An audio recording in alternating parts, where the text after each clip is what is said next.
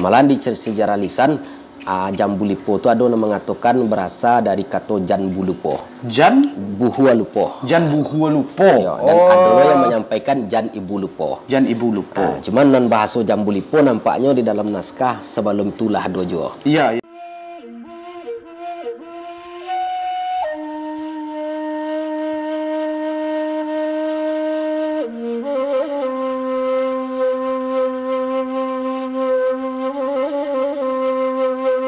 Assalamualaikum warahmatullahi wabarakatuh. Balik lihat sana di acara mau talama gitu, talam. Kini kami jo udah Yuli Hardi. Udah ko ampang limonyo kerajaan Jambu Lipo. Bagala malin Pandeka ada ya? Iya. Malin Pandeka. Kami kini nih tanya-tanya tentang iko. Nama ko kerajaan Jambu Lipo. Kini alhamdulillah lah mulai muncul balik. Mulai muncul balik, lah dikaji balik beberapa arkeolog dan sejarawan-sejarawan. Kami nih tanya ko apanya dah sejarahnya atau masuk kejayaannya. Ada ceritanya model itu tahun-tahun bara kira-kira. Kan ada kalau kerajaan kan ada jayanya, ada masuk reduknya model itu ada hilangnya. Terus dah, coba dah. Lima mulai ya. Awal mulai dia buat tahu. Jadilah. Sokok lu, pada ponnya. Kalau nak mokok tak pandai buat. Kadang kau dek candu ayam dia sak malam kau. Itu ya. Pangau kau ciruda. Pangau kau saya tang tu. Jadilah. Mungkin untuk pertama sebagai perkenalan. Ambo nama Ketek Yuli Hardi. Panggilan sehari-hari Sihar. Gala Malin Pandeka. Wakil Panglima Raja di Kerajaan Jambu Lipo. Wakil ya. Wakil Panglima Raja. Perwakilan ya. Jadi di Siko pertama sekali ambo sangat berterima kasih banyak kepada kawan-kawan dari podcast ya. Terutama kepada Zera. Dan lah majak kami ke Siko. Mungkin di kesempatan itu kami dapat berbagi cerita seketek tentang kerajaan Jambu Lipo dan Nagari Lubuk Tarok. Nagari Lubuk Tarok ya. Jadi adapun kerajaan Jambu Lipo itu di dalam bahasa adat itu disampaikan batangkai ke Bukit Gombak bertampuk ke Jambu Lipo babatang ke Pagaruyong pucuk Marawak ke Siguntu. Itu nang kerajaan Jambu Lipo tu. Jadi kerajaan Jambu Lipo itu menurut sejarah lisan wari bajawek pusako betulung berdirinya kerajaan Jambu Lipo ko di sekitaran abad ke-10 Masehi. Abad ke-10 berarti kisaran tahun 900 sekian tu ya. Cuman selama ko yang kami baca menurut sejarah lisan atau wari bajawek ko disesuaikan jo penemuan ilmiah itu kurang apa nampaknya kurang datanya tidak mendukung. Tidak banyak data ya sobat. Sehingga bagi orang ilmiah mustahil berdiri kerajaan Jambu Lipo itu di abad ke-10 hanya dengan generasi rajonya sebanyak ampe balih orang. Dari abad ke-10 rajonya ampe balih orang. Cuman di dalam perjalanan panjang kami selalu mangkek kerajaan Jambu Lipo di dalam berbagai acara, baik itu acara bakawu adat ataupun acara rajo menjalani rantau. Dan Raja Jambu Lipo yang saat kini itu yang menjabat sebagai Raja Alam itu Bapak Firman Bagindo Tan Ameh. Beliau selalu mengikuti kegiatan-kegiatan yang namanya FKM. FKN itu Forum Komunikasi Raja dan Sultan Senusantara. Beliau lah yang selalu mengikuti itu. Itulah lebih kurang 10 tahun beliau aktif di situ tuh. Alhamdulillah dengan perjuangan beliau tu pada saat kini ko Jambu Lipo ko lagi di generasi emas-emasnya balik ya. Kalau sejarah yang sebelum beliau ko dulu di semasa Raja Jambu Lipo yang ke-9 tu nan banamu Sultan Pondok Bagala Bagindo Tan Ameh, disitulah generasi emasnya. Jadi 9, 10, sabaleh, 2 baleh, 3 baleh itu Jambu Lipo tu agak terbanam. Jadi kinilah balik nampak kejayaannya. Sehingga alhamdulillah ke Patang di tanggal 8 Agustus Patang kami mengadakan acara bakawu adat. Itu di situ Patang kami sekaligus menyerahkan itu dihadiri oleh Gubernur Tang. Yang bakawu Patang. Bakawu Patang itu dihadiri oleh Bapak Gubernur. Dan di situ kita sekaligus petang menyerahkan bendera kerajaan Jambu Lipo itu kepada Kodim untuk dibawa ke Istana Negara. Dan malahan bendera Jambu Lipo patanglah satu mengikuti sang saka merah putih berkibar itu dari Tugu Monas. Bendera kerajaan Jambu Lipo dari Tugu Monas ke Istana Negara. Biko munculan nak bendera itu di di tayangan bentuknya. Itu warnanya biru tuh. Biru warnanya ya. Kerajaan Jambu Lipo. Di dalam perjalanan panjang itu sekitar tahun 2001 ke Patang tuh kita kan diadakan acara itu yang namanya Festival Kerajaan Jambu Lipo di ranah Godok Obui Nagari Lubuk Taro. Di Lubuk Taro ya. Di Lubuk Taro. Jadi itu tuh difasilitasi Patang de Bapak Hidayat ya. Itu salah satu anggota Dewan Provinsi. Dewan Provinsi melalui Dinas Kebudayaan. Sehingga kita mengadakan festival, terakhirnya seminar. Di dalam perjalanan seminar itu, sehingga kami didatangilah salah seorang nenek mama, beliau tu bernama Etril Bagala Rajo Mage. Beliau menghantarkanlah ke kami sebuah naskah dalam bentuk tambo, fotokopiannya. Di dalam perjalanan itu tuh kira setelah dia tetong, akhir bersoboklah Jozera. Iya. Jadi kiranya naskah yang ada tu disimpanlah oleh Zera dan kawan-kawannya. Dan setelah kita baca naskah tu baru Jambu Lipo bisa diterima secara ilmiah tapi baru hanya sebagian. Kita kan sedang mengangkat itu kini berdirinya Jambu Lipo tu di abad ke-10. Di dalam naskah tu diceritakan. Dan di dalam naskah tu disampaikan bahasa sebelum Barajo Tigo Selo di Jambu Lipo tu adalah Jambu Lipo jo nama kerajaan tu dengan rajanya tu sebanyak 3 balai generasi. Jambu Lipo jambak Jambu Lipo sama. Dulu disebutnya jambak Jambu Lipo ya. Iya betul. Jadi awalnya nampaknya memang serupa itu. Cuman jambak Jambu Lipo tu awalnya itu di sekitaran Siluluk Punai Mati, Darmasraya. Darmasraya tuh kini ya. Di sekitaran Suwarna Dipa tu di daerah Sikabau kan. Itulah awalnya Jambu Lipo. Jadi beberapa kali pindah sampai ke Lubuk Taro. Dan di Lubuk Taro tu setelah di Lubuk Taro barulah berdiri yang namanya kerajaan Jambu Lipo dengan rajonya Tigo Selo. Iya, Rajo Tigo Selo. Dan jambaknya itulah ditinggalkan. Jambak tinggal ya. Tinggal Jambu Lipo saja lain.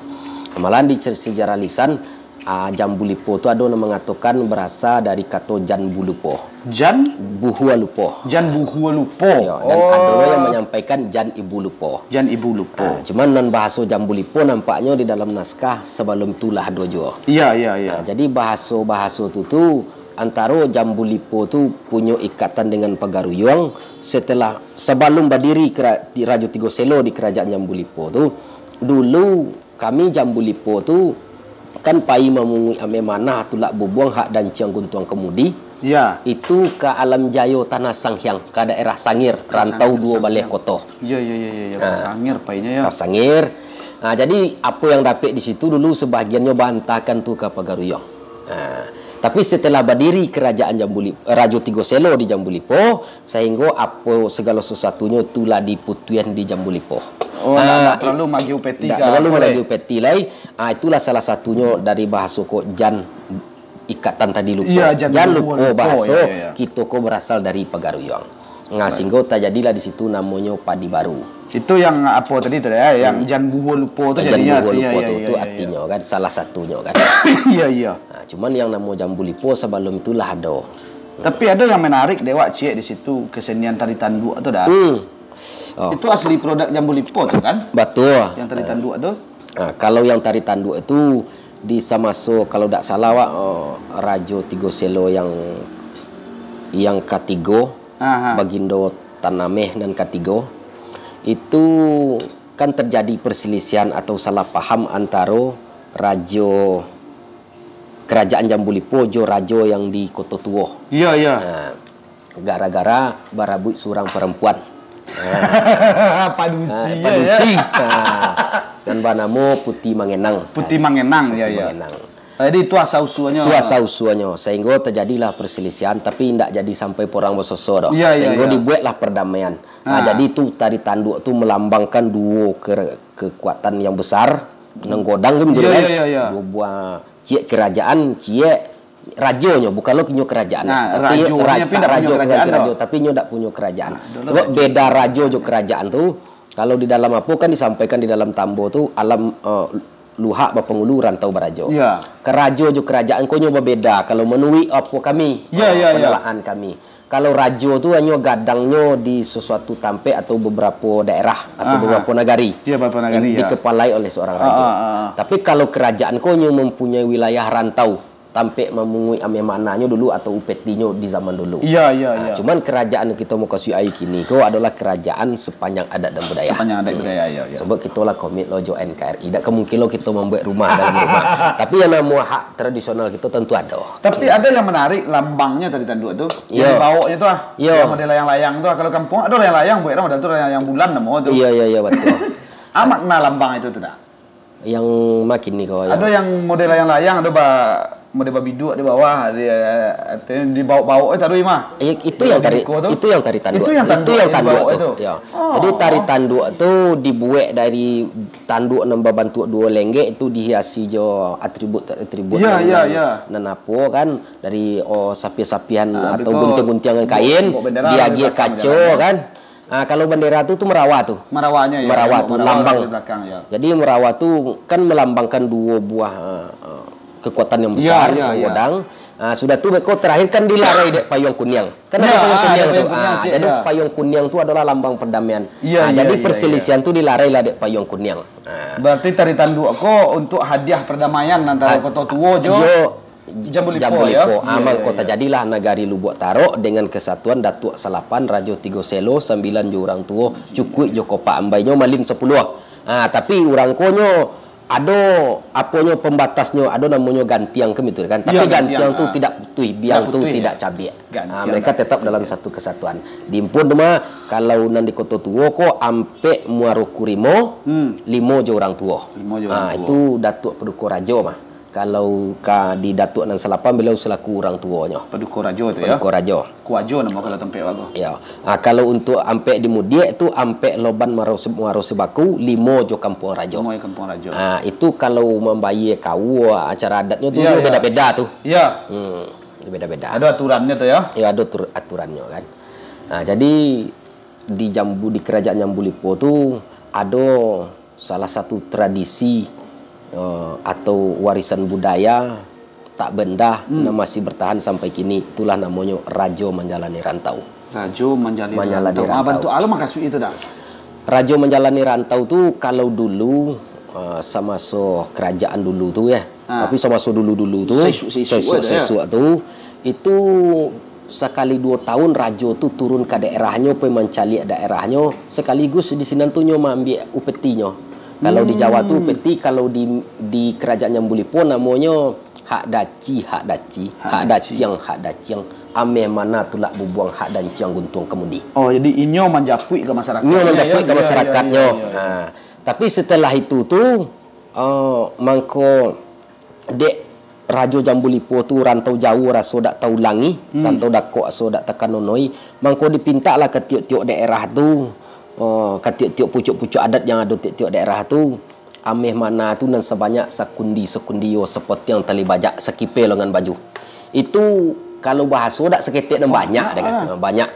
Tapi lah dia tetong kuah saiki kuah. Salah kuat kuah. Dan tali bajak tu kuah.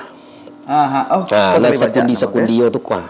Jadi sekipel dengan baju sekali mengipel dengan baju tu habis. Paling banyak ko sekitaran 2 gram. 2 gram ya. Tapi anta dek takicu orang tu sawa katu itu anta baala orang-orang yang ada di daerah atau ada di rantau tu ndak maunya membayar dah. Cuman di satu sisi mungkin ndak namanya memutuskan tali silaturahmi hubungan sepanjang adat dan budaya. Sehingga apa bahasa orang rantau tu kepada rajo tu ulangilah kami ku 2 cukup ke 3 tahunnya. Ya. Antan kami sitawa ju sidingin. Ya. Tibo angku di tompek kami nanti angku di ayam nanogo-ogoan di pisang nang guyang-guyangan jo tobu na lingkar-lingkaran. Sudah tu kok kabajalan angku dai nagoi kami menuju nagoi lain tidak akan mendukung tangan dengku pembeli siye kami agi pembeli siye untuk bekal di jalan mah alhamdulillah sampai kini tu masih ada tapi itu yo Allah kadarnya. Iya, pe memang ndak dolai. Jadi beli sirih namanya le kan. Nah, cuman kalau dibanding secara finansial dibanding juga kehidupan kini itu malahan tidak mencukupi. Berarti Rajo Manjalan Rantau kau ada belusukan kalau masuk ini kau ya. Datangnya ke daerah rakyat-rakyatnya. Iya betul. Iya belusukan lah itu kalau masuk ini itu kan itu baso deh orang tuh. Iya. Nah, kalau si Sultan kan pernah menyebut dulu di Majapahit tuh dulu kan pernah sekali 2 tahun Rajo tuh turun ke daerah mencari rakyat, mencari perkembangan negarinya. Ya, tapi itu jarang dibaca oleh kerajaan lain tuh dah. Kalau yang di tanah Melayu yang tanah Sumatera Kalau untuk saat gini ya, bukan kami merasa bangga, bukan kami merasa sombong dan segala macam tidak ya. Tapi kami tetap merasa bangga. Satu-satunya kerajaan di Nusantara yang masih punya wilayah sepanjang adat dan budaya, iyo kami Jambulipo. Iya, gitu. Itulah dengan prosesi Rajo Manjalan. Kerajaan lain yang mungkin wak enggak membaca mungkin kadang-kadang. Tapi jarang yang sobok ada wak yang ada prosesi acara Rajo juga masyarakat itu. Kalau di kerajaan lain tuh bukan mereka itu tidak punya rantau, lainnya tuh punya ratu-ratu punya rantau. Pagaruyung tuh ada rantau dan lain-lain itu ada rantau kan banyak rantau tuh deh kan di Minangkabau kan. Tapi de inyo tuh yang hanya tinggal nama lah, tinggal sebutan lainnya kan. Sistemnya tidak jalan lah deh kan.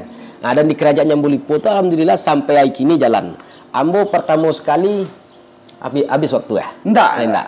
Apa rajo yang turun ke masyarakat itu rajo ada namanya dah? Oh itu. Jadi di kerajaan Jambulipo itu kan ada Rajo Tigo Selo. Strukturnya lebih kurang maju Pagaruyung. Sebelum kami jawab ke situ kami cerita balik dulu. Rajo Tigo Selo yang pertama Rajo Alam Bagala Bagindo Tan Ameh, yang kedua Rajo Adat Bagala Bagindo Tan Putih, yang ketiga Rajo Ibadat Bagala Bagindo Maharajo Indo. Maharajo Indo kan. Jadi di bawah Rajo Tigo Selo tu ada dua orang sandi dulu. Yang pertama sandi kerajaan itu dari suku Piliang Bagala Datuk Bandarosati. Sudah tu sandi amanah Bagala Datuk Mengkutu Alam dari suku Petopang. Sesudah itu adolo sandi Padek dari suku Melayu untuk Nagari Lubuk Tarok. Untuk Lubuk Tarok saja lah. Itu Bagala Datuk Rajo Lelo dari suku Melayu. Di samping itu ada 2 orang pengawal. Pertama Rajo Kuaso dari suku Melayu, yang kedua Panglima Rajo dari suku Piliang. Jadi ambo tu suku ambo Piliang gitu. Sesudah itu ada Manti Rajo sama Pandito Rajo dari suku Caniago. Jadi Rajo Tigo Selo Jambulipo tu yang untuk di Lubuk Tarok, untuk di istananya tu, itu istana tu namanya kan Kelambu Suto, kerajaan Jambulipo. Itu terdiri dari 10 orangnya kan. Rajo Tigo dan perangkatnya ada 7. Sesudah itu baru ke daerah rantau beku adolo bawah-bawahannya identik dengan kalau diibaratkan kerajaan Jambulipo itu sebuah rumah, ada kunci, ada pasak. Antara kunci dan pasak konya ada tiga orang gadang. Sesudah itu adalah janjang dan tiga. Janjang tua, janjang bonsu dan janjang tengah kan. Sesudah itu di bawah itu adalah labuh. Sesudah janjang ada labuh. Labuhnya pun 3 loh. 3 loh labuhnya. Iya. Kepala labuh, petanga labuh, ekor labuh. Di dalam kepala labuh ko adalah kesatuan tiang panjang dan 3. Sesudah itu baru nanti masuk ke rantau dan 2 balai kotoh. 2 balai kotoh. Apa saja dah? 2 balai kotoh itu dah rantau ya? Ingat dah tu. Kalau rantau 2 balai kotoh tu itu berawal dari perjalanan 2 balai orang nenek. Cuman sebelum kita ceritakan rantau 2 balai kotoh, baik kami sampaikan dulu. Nan dulu Rajo Tigo Selo ko nan Rajo Alam ko beliau daerah istimewa, beliau tu Rantau Cati nombor 3. Rantau Cati nombor 3. Itu daerah istimewa dulu wilayah Rajo Alam Jambulipo. Cuman dak beliau yang menjalani kesinan dah. Karena nan Bagindo Taname, tuangku Bagindo Taname Rajo Alam ko beliau orang disanangkan. Sanang beliau tu diletakkan di dalam Kelambu Suto. Sasingi dak kone panes, titik dak kone hujan, siang dia ombu angin lawi, malam dikipe angin gunung. Tunan Bagindo Taname. Sesudah itu Bagindo Tan Putih. Nan Bagindo Tan Putih ko dulu rantau beliau dengan sebutan kami tu mengenal sampai kini Kubong 3 Boleh. Kubong 3 Boleh. Tapi Kubong 3 Bolehnya tu bukan Kubong Tiga Boleh yang kita mau kasih Solok Selayo tidak. Nah, Cuman di dalam kata-kata adat tinggal tunyo mulai dietong mah ya.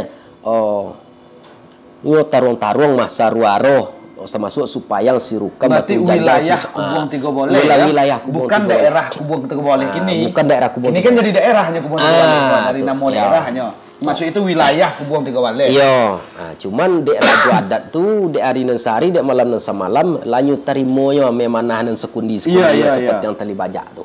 Sehingga nan rantau Kubong Tiga Boleh tu dak dijalani le dek Guindo Temput ya. Oh, dak dibaca. Dak dijalani le.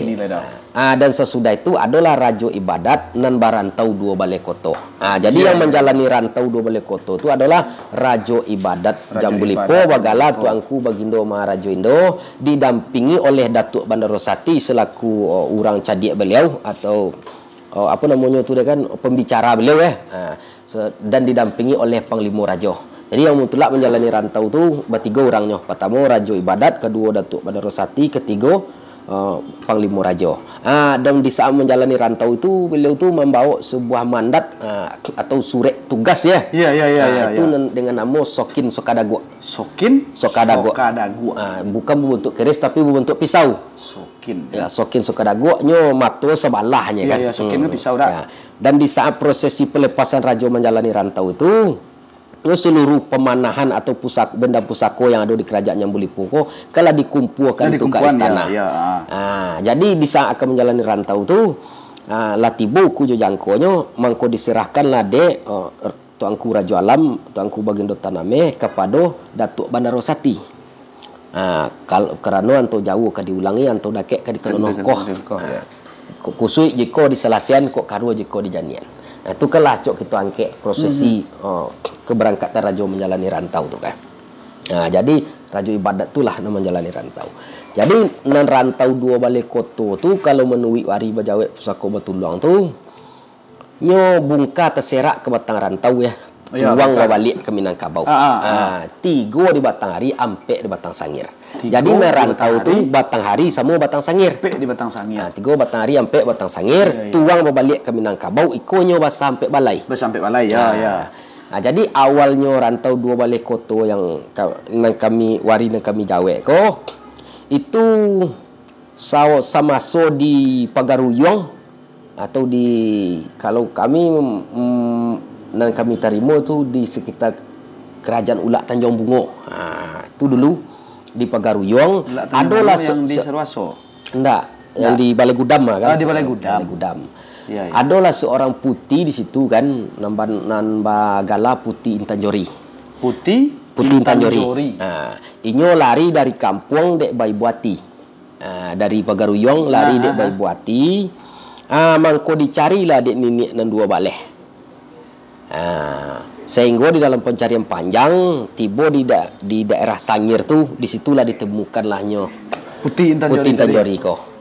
Sehingga lahir anaknya di sinan. Itu nan diagi nama Pituan Rajo Bonsu. Kalau di dalam naskah tu Maharaja Bonsu. Maharaja Bonsu ya. Maharaja Bonsu itu di Kampung Pasimpai di Durian Taruang tampaknya kan. Di Solok Selatan gini dah. Ya, Solok Selatan. Jadi setelah bersobok di sini nan Rajo tu itulah nan dinobatkan dek kalau di dalam naskah kita baca dinobatkan dek Rajo Jambulipo.